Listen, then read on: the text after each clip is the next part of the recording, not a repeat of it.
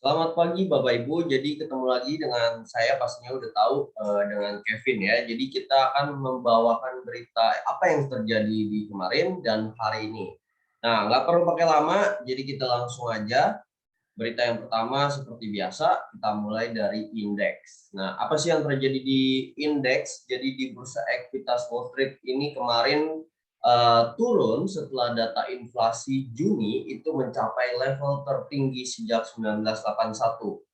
Nah, di sini akan membawa kekhawatiran bagi para investor bahwa nantinya The Fed akan menjadi lebih agresif dalam menaikkan suku bunganya.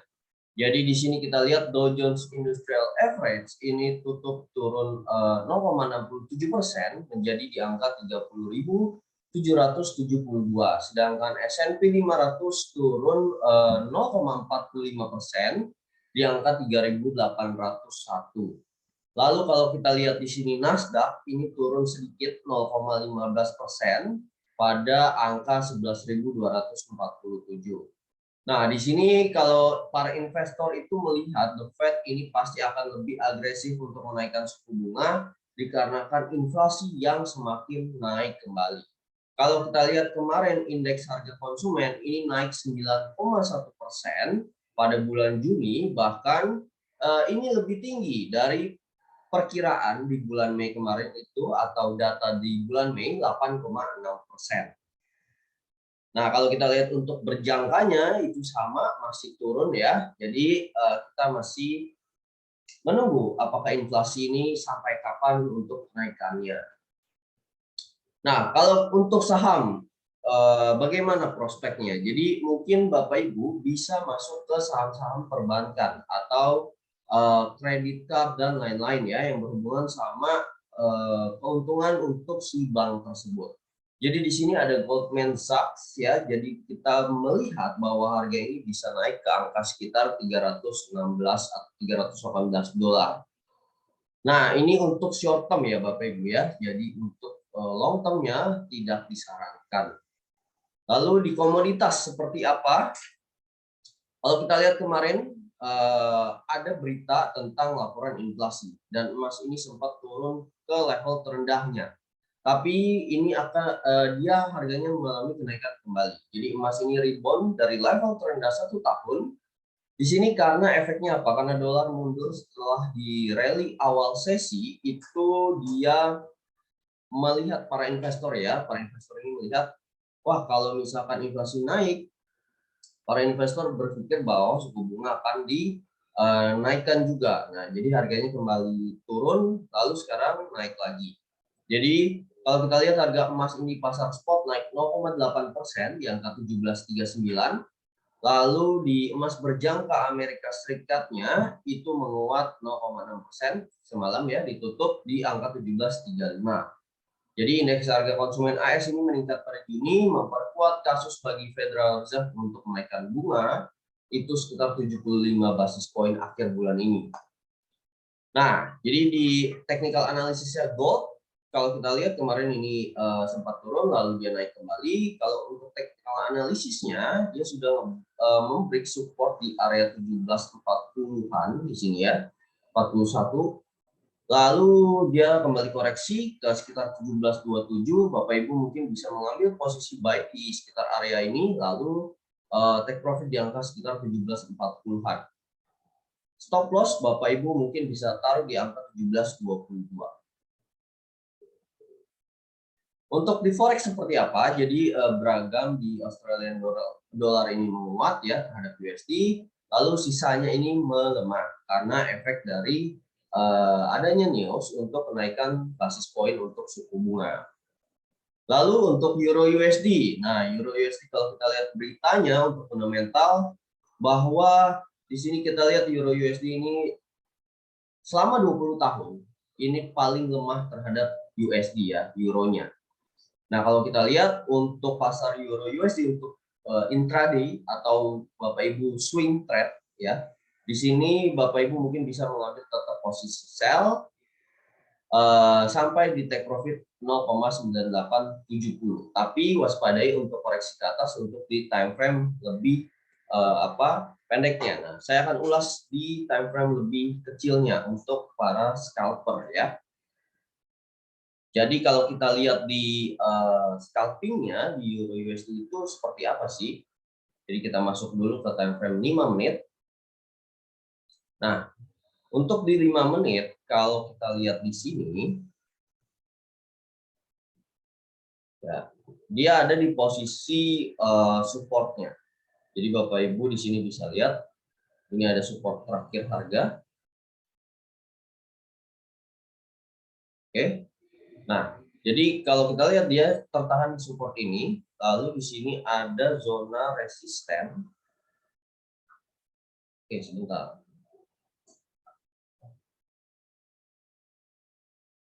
Nah ya, jadi Euro USD di time frame untuk lebih pendeknya, jadi kalau Bapak Ibu lihat di sini ada zona support yang menahan harga untuk turun di time frame 5 menit ya.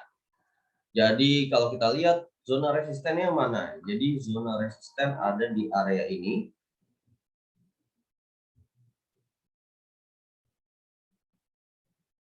Nah, kalau kita lihat harga sudah break ya area zona resisten ini. Jadi kalau kita bisa ambil kesimpulan, Bapak Ibu bisa ambil buy di area sekitar 1.00132, lalu bisa mengambil stop loss di bawahnya sekitar 0,99885. Take profitnya di mana? Take profit di sekitar 1.01141 untuk scalping ya.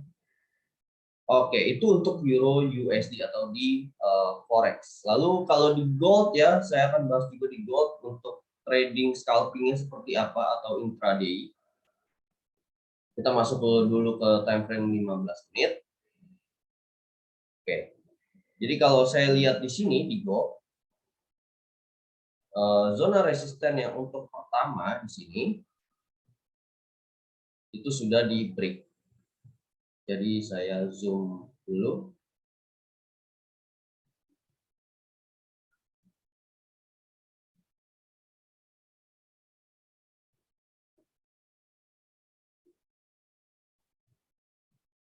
Oke, jadi di area 1741 itu zona resisten sudah di break. Lalu di sini kalau Bapak Ibu mau ambil posisi short buy itu bisa. Short buy di sini di sekitar area 1728 atau 1727. Untuk stop loss-nya di bawah area support-nya. Jadi ini ada area support. Ya, area support di sini sekitar 1722. Bapak Ibu bisa ambil stop loss-nya di angka sekitar 1718. 1718 sampai 1719. Take profit-nya di area 1745. Oke, jadi itu untuk gold. Nah, kita masuk ke news selanjutnya.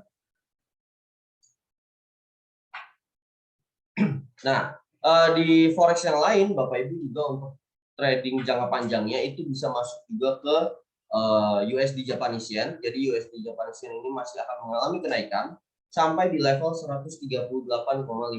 Tapi Bapak Ibu kalau mau masuk itu lihat dulu harganya harus koreksi dulu ke bawah baru masuk. Jangan harga naik Bapak Ibu baru masuk. Maka akan bisa menjadi Bapak Ibu menunggu lebih lama untuk harga yang naik. Nah, di cryptocurrency ini masih stay harganya di sekitar 20 ribuan untuk Bitcoin, lalu untuk Ethereum di 1112, lalu XRP 0,3231. Nah, untuk kripto itu belum ada news yang sangat penting. Jadi kita di sini melihat bahwa ada tekanan dari US dollar untuk ke cryptocurrency. Jadi harga ini masih stay di level support 20 ribuan untuk Bitcoin dan Ethereum di harga 1000 sekian. Nah, untuk berita yang terjadi di hari ini apa aja? Untuk di kalender ekonomi, tadi pagi jam setengah 9 pagi untuk Australian dollar, untuk employment change-nya itu naik ya. Jadi 88.400. Jadi karyawan atau para pekerja ini bertambah untuk Australian dollar. Lalu untuk unemployment rate-nya juga naik. turun 3,5%. Dikatakan bahwa di sini tingkat pengangguran itu menurun. Lalu selanjutnya ada di setengah 8 malam nanti untuk produsen price index ya untuk di USD. Lalu ada core production price index dan unemployment claims. Jadi untuk Bapak Ibu yang trading di forex harap berhati-hati dari berita ini. Oke, jadi di hari ini itu aja apa yang saya rekomendasikan dan berita yang saya update. Terima kasih sudah subscribe. Mungkin bisa untuk like dan share dan juga komen Bapak Ibu untuk bisa kita bertemu di berita news selanjutnya. Terima kasih, sampai jumpa kembali. Salam sukses.